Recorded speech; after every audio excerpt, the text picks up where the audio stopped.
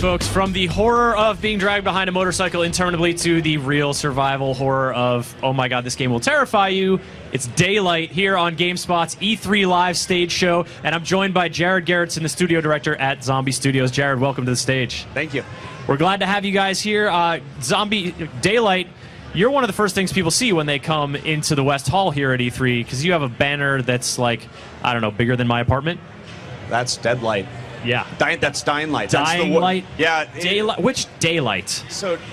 I'm so sorry, Jared. It totally... Can you forgive me? We also have Blacklight, and so half the time I spin those up, so totally. All right. But I was right about the survival horror part. This is Daylight. Yes. For those folks who like survival horror, they've maybe heard of this game. You guys been working on it for a little bit. Well, actually, it's pretty crazy. We got Unreal 4 last GDC, and we started messing around with it, and what we found was we found out that it can procedurally generate things really cool. And so Daylight is a procedurally generated game, so each time you play, it completely changes the map. Wow. Yeah, so... I think that's a huge game changer for survival horror, because so much of horror depends on the unknown. Exactly. And so if you can have that procedural generation, you know, even if it's creating spaces that look vaguely similar, the fact that they're different, I feel like that could just subvert your whole... just add a whole extra layer to, oh my god, this is unsettling. The worst part is it's impossible for us to demo, because every single time it changes, and we have a lot of experience with horror games in the studio, but also on the team. And so most horror games is hit trigger, event happens, boom, done, scares you once. Yep. But with this, it's throwing in all these different things, and I never know when it's going to do, what it's going to happen. And so it's very, very tough, but it's also extremely shocking as a developer. I mean, that's like the game's bread and butter, though. Like, yeah. That's really interesting that it captures that thrill, that scare, even for you guys when you play through it. It is very, very tough, because I'm kind of a chicken sometimes, and if dude, me too. Yeah, I do so poorly with horror stuff. Yeah, and we did some pretty bad things. For example, like the ghost, we decided to choose the color of the eye floaters that you have when you go into a dark room. You kind of see those colors. That's what a lot of the ghost colors come from. So, oh goodness, with us playing it a lot, and I go home, I'm flipping lights on all the time, because I'm just seeing things, and it's it's mentally terrible. That seems like really fraught development cycle for you guys. What we're seeing now is some B-roll of the game in action, and this is another one of the salient design points is you're not actually flipping switches, you're just holding up your cell phone, basically. That's the light that you have. Yes. Cell phones are a commonality now, where who doesn't have a cell phone, and why would you have a flashlight? So it kind of makes sense. And cell phones just have this different, more realistic feel to it. And so we put a compass on to help you, because the world's constantly changing, you need to find your way back and forth. Luckily enough, she leaves footsteps or footprints in the dust, so you can kind of at least have some breadcrumbs so you don't get totally lost. Now, she being the protagonist, yes, who is faceless, actually. Are you talking about who's writing it? Who's right? I'm confused about even the setting of this game. Okay. What lay it out for me. So the setting is you wake up, you don't know who you are, you don't know how you're connected to it. When you get attacked by a ghost, it resets and you come back again. So what's going on? Why is this world tormenting me, essentially? So you're finding out different clues with each reset?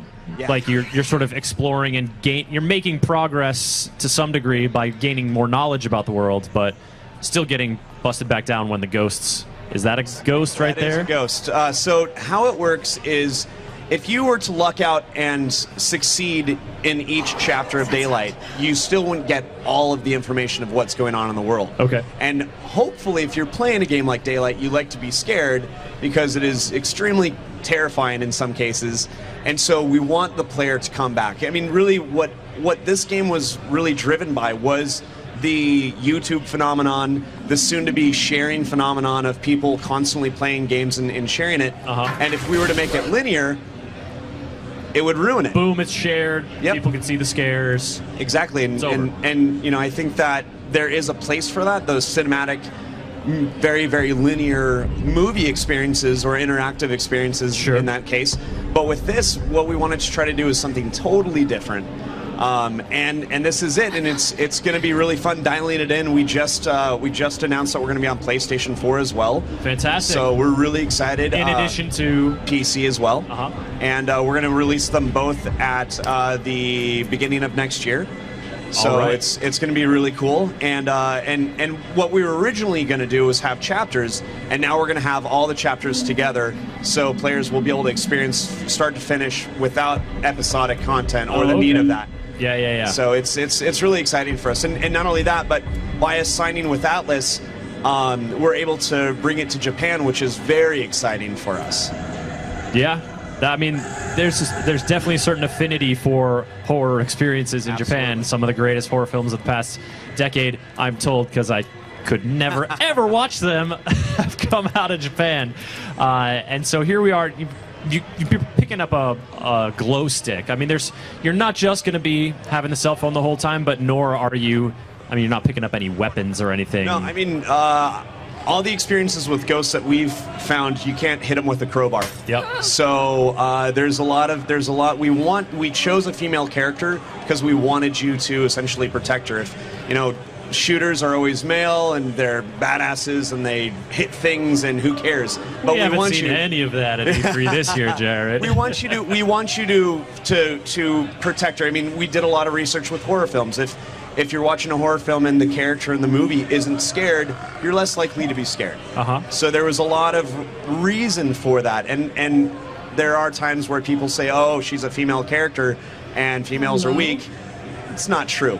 At the end of this, you're gonna find out what the secret is, and it's really cool. What it's all about. Yeah. And so this is a flare also that you pick up, and that's very violent, but you can see farther, but it also casts such nasty shadows that it's almost scarier to use. It really does. It gives it a whole volatile feeling that just wasn't there before, with like that consistency of, even though you could see less. Yeah, I don't know if I would go for the flare, actually, not seeing it in action. Well, there's mechanics to each piece, so the glow sticks will actually help you find your way, because they're in a magical spectrum that allows you to find more breadcrumbs to get to the different areas, and then the flares will actually disperse ghosts. So there are mechanics to those that you'll learn and you'll be able to use in the world. So you can, once you spot a ghost, you can disperse it if you're properly equipped, but I mean, is a better choice in a lot of cases to just run? Sometimes they're going to block your path, and you need to figure a way to get rid of them. Now, when you say procedurally generated, does that mean, there's a ghost? All right, so it's going to get dispersed now from the flare. It's going to be retreating. Oh God, ghost butt. Ghost vanquishing successful. Hello. Yeah, the idea of it is hearing some audio. Yeah, so that's what we're using as a tool. We have the character reacting to the world, because if she's not reacting, then you don't know anything about her, or even that it's a she. Exactly, because it's all from the first person perspective. Exactly. This does not look like a place that I want to hang out. No, thank you, Jared.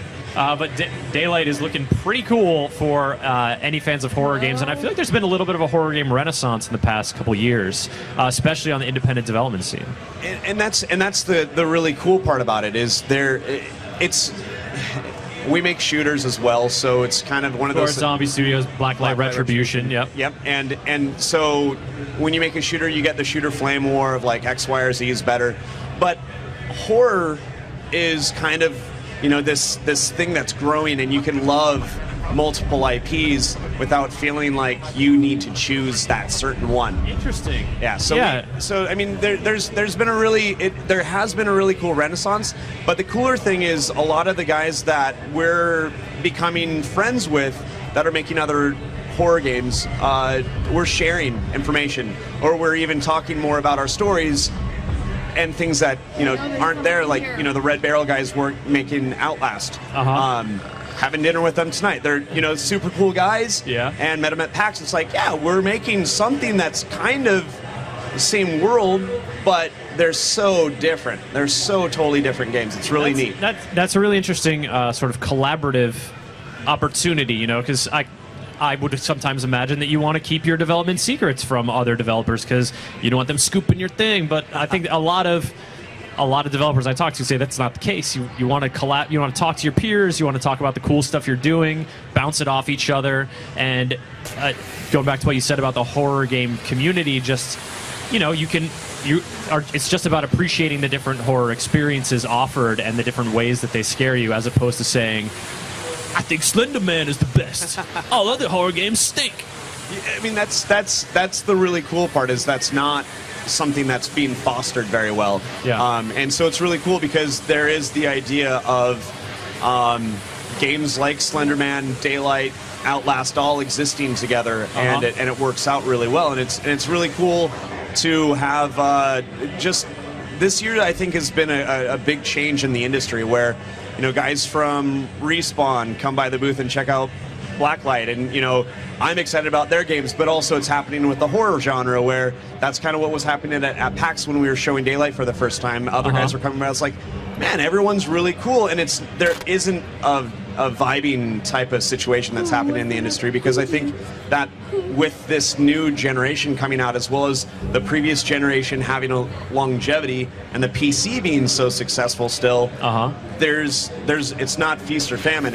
There's a lot more, and there's a lot more access, and gamers are getting smarter and really experiencing a lot more, and it's really amazing. Jared, I love your view of the game industry as it currently stands. It's wonderful because, you know, a lot of the discussion about, you know, yesterday's Xbox One versus PS4, which one's going to win, you know, and like this sort of, a lot of it is sort of adversarial, and it's fun to stack things up against each other and see how they compare and stuff. But I think it's great to remember that underlying this is all a culture of, you know, especially on the development side, like, we're all creative people. We are in this business because we love making games. Let's talk about making games. Let's check each other's stuff out, and let's cross-pollinate in a way that's just going to benefit everyone. And that's kind of the thing is, I mean, you look at all these games that are coming out. Just this industry is growing in such a great way, and I think that the new guard that's coming out are doing a great job communicating with each other. So it's really cool. Very cool, Jared. People are mostly just confused about what they're seeing. They're not that confused about what they're seeing, but I think that they're intrigued by the procedural generation, and, you know, sort of what so much of a horror game is, you know, it doesn't really thrive on the bright lights of E3, but, you know, people get a taste for it, and then it's something that intrigues them. They go for it later. Well, and it originally started as an indie game. You know, that's what we wanted to do, something very niche in some way, where it was something that, you know, 6 guys started working on this. We signed it with Atlas, or we showed it at PAX, and it blew up, and we're like, wow, what's happening here? This is crazy. We weren't expecting this many people to be excited. And it's very difficult to explain. When you press a button, this world, this maze, the items placed inside of it, the gags, the horror elements, every single thing is completely generated each way. And it's very, very difficult to show and to experience like anything, you know? But that's, you know, you say that's running on Unreal 4? Yes, it is. And that's new tech, and that we're only going to be seeing more of that engine in the coming years. And so if this is a glimpse of the kind of creativity and, you know, new takes on familiar genres that we can see, I think the future's looking bright, Jared. Yeah, it definitely is. Unless you're in Daylight, in which it's dark and scary and horrifying. And can we please go to another segment now? Jared, thank you so much for coming by. Zombie Studios showing off Daylight, coming out for the PS4 and the PC. When? The beginning of next year. The beginning of next year. All right, folks. We are going to go ahead and take a look at Wii U Party, and then we'll be back for the last demo of day one here. We're going to rock out. It's going to be awesome. See you soon. At the Nintendo booth, I'm